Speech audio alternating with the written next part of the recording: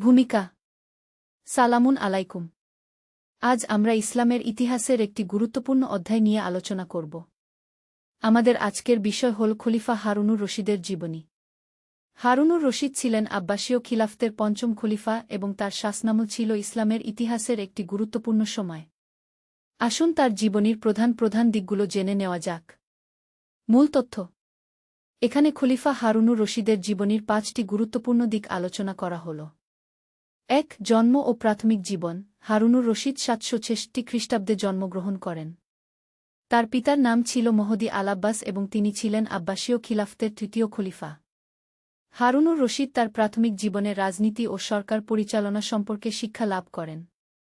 ২. শাসনামলের শুরু। হারুনুর রশিদ ৭৮৬ খ্রিস্টাব্দে তার ভাই আল-হাদির মৃত্যুর পর খলিফা হন।